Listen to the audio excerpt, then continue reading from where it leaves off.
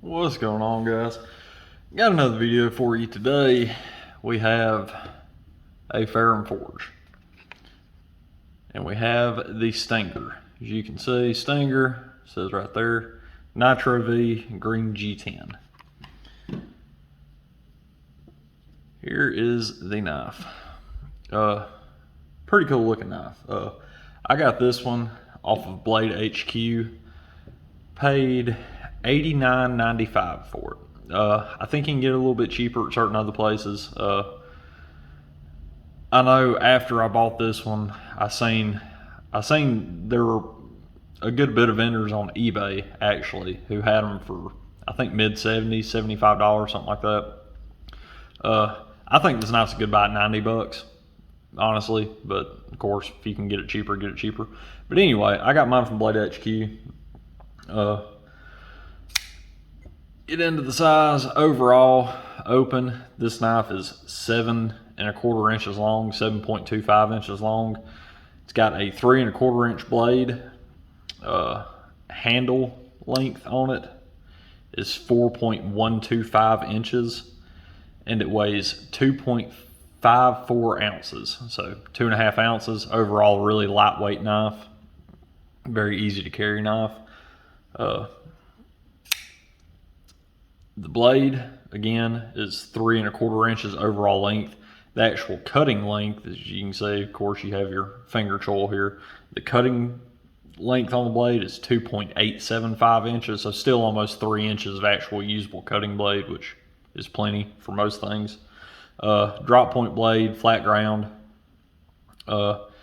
This one, where's that? As you can see on this side, is Nitro V.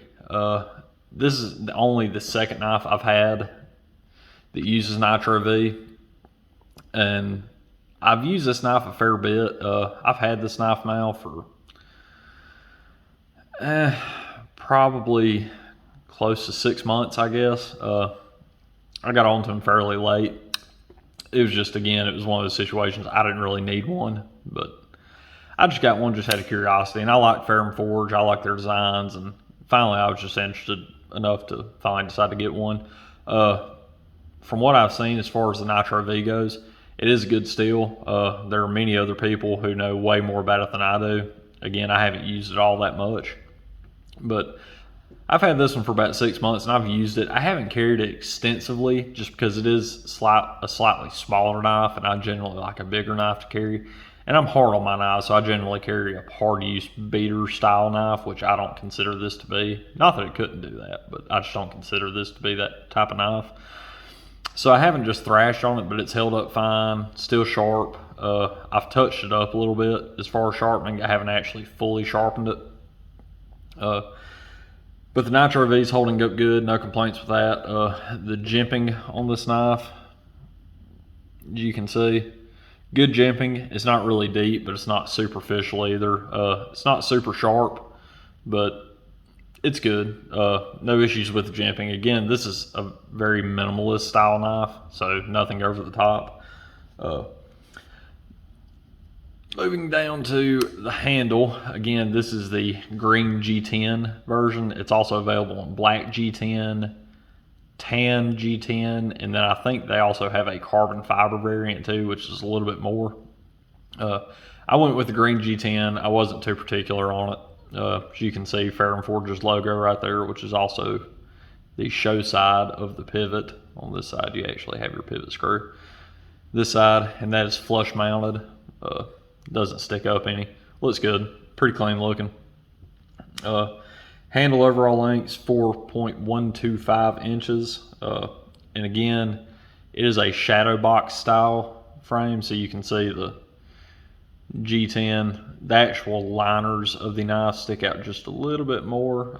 It's kind of like, I brought one in for reference. It's just like the Civivi Elementum.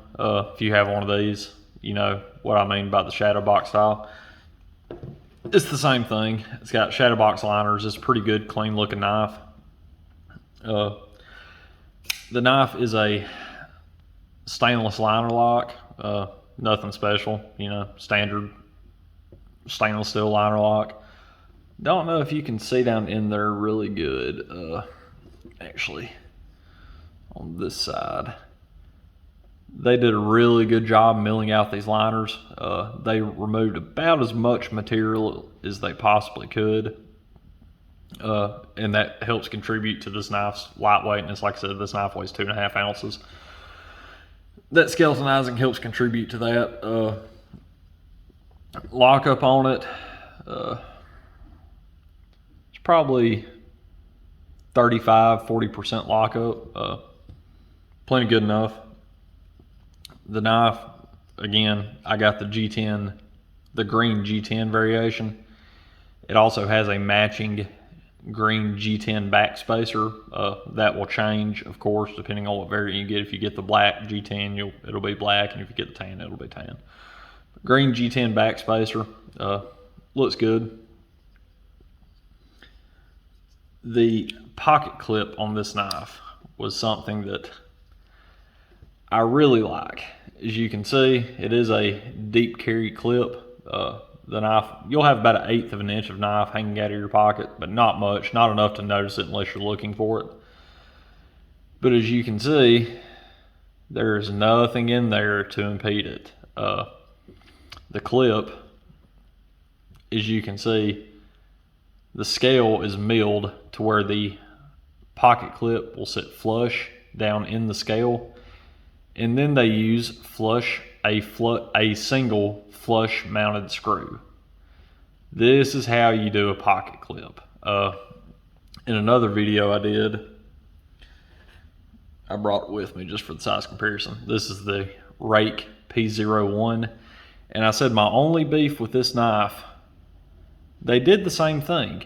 As far as how they mounted the clip, they did the same thing. They milled the scale down to where the clip will mount flush with the scale, but then they put rounded screws on it, which completely defeats the purpose. Ferrum Forge, their design, We Knives, they did it right. This is how you should do a pocket clip. It's just perfect, in my opinion. The pocket clip is actually pretty small. I don't know how long this pocket clip is. I would say about 1¼ inches overall. But it's a small clip, really low profile clip. The knife overall is just a really sleek design. I've said in videos, I have extra large hands. You can see I can still get a 4 full finger grip on this knife. I have just a little nub sticking out right here at the end. And that's on the handle. I can get all 4 fingers on the handle. Of course, if you use the choil, you choke up on it, everybody slides up. Plenty of usable space. And I like the choil on this knife. Ferrum Forge does a really good job with their finger choil. This one isn't as aggressive as some of the other ones. I also have a Ferrum Forge Falcon, and it's got a really, really, really deep, aggressive choil on it. This one isn't that bad. This one's plenty usable though. I have, like I said, extra large hands, fairly meaty, fatty fingers, and I can use that choil just fine, and my finger doesn't roll over enough onto the blade for me to really notice it. Overall, just a really good knife. It's a really clean looking knife. Again, there's no pillars or anything because of course you have that G10 backspacer. Just a really sleek knife. The knife right here, this dimension, the height of the knife right here, it's really short. I don't know what the height right there is off the top of my head. I don't have a spec for that. I would say, somewhere between 1/2 inch and 3/4 inch. It's really small. It really disappears in your hand. Actually, my hands, I don't have an issue holding the knife because it's too small, but it's right on the verge with me where I'd want it to be just a little bit bigger, but that's just me. That's just personal preference. I know the whole point of this knife is to have a smaller, compact, kind of sleek knife. And in that aspect, it excels. It's a great knife. I know a bunch of people like this knife, and for good reason. Again, I've had this knife for a while, and I have carried it a good bit. But I just kind of prefer bigger knives for EDC, so this one hasn't gotten carried just a whole lot because this isn't a small knife by any means. I mean, it's got a 3¼ inch blade on it, 7 1/4, 7.5 inches overall. It's not a small knife, but it's not a huge knife. and I just kind of like a burlier knife. So because of that, I haven't carried this one a whole lot. The action on this knife is really good. As you can see, you have a flipper, which works just fine. Again, I've never misfired this knife using the flipper, and I guess just because I already have it sitting here. Size comparison for the flippers. There's the Civivi Elementum on your right and the Stinger on your left. Height wise, the flipper is about the same height as the flipper on the Elementum. Just give you an idea of how big the flipper is. But actually this knife, I prefer to middle finger flick this knife. And that's surprising. This is one of the only knives that I do middle finger flick. I've never been good at it, honestly. I can do it with Spydercos and stuff that makes it overtly easy to do it with. But most knives, I just use the design deployment, which in this case would be a flipper tab. But this knife, middle finger flicks so good. It's I don't know, I just love it. That's about the only way I deploy this knife now. And a lot of that is because of the groove right there. I forget what the actual term of that is. Obviously it's on both sides. It's just deep enough. You can see I've got some finger gunk down in there from flipping it. But I like that they left it sharp. When they milled that groove out, it's not sharp enough to like cut you by any means, but they didn't go through and like chamfer that edge down or dull it down any. They left it sharp, and I appreciate that. It really helps. Middle finger flicking anyway, it really helps get in there, dig into it, because as you can see, I don't have fingernails. My fingernails are non-existent, so I just use the meat of my finger to get in there and grab it, and I have no issue doing so. Overall, good knife. Again, 90 bucks. You can do way worse than this knife. Way worse. Just want to give y'all a look at it. I'll give y'all a few other knives just for size comparison. Of course, my go-to size comparison knife, the Civivi Elementum, because I do think these two knives kind of directly compete against each other, even though they are in, I would call it a different price category. This knife is pushing $100, and this knife, as you see it right here, this version, the green micarta with the D2 blade, is $50. But I do still think they kind of compete. Overall size, roughly the same, tip to tip, butt to butt. The Stinger is probably a 1/4 inch longer overall, and blade length, get them lined up, you can see the Stinger is just a little bit longer overall in blade length. Give you a few more. Put the Civivi right there. Another pretty well-known knife is a Benchmade bug out with titanium scales. It and the Stinger are almost identical overall length. The Benchmade is going to have just a little bit more cutting edge on it because obviously it doesn't have a finger choil. And then one more, just for the sake of it. This is the QSP Penguin in brass. Get it lined up here. It's just a hair shorter overall than the Stinger, probably about an 1/8 inch shorter overall length. Yeah, get these out of the way.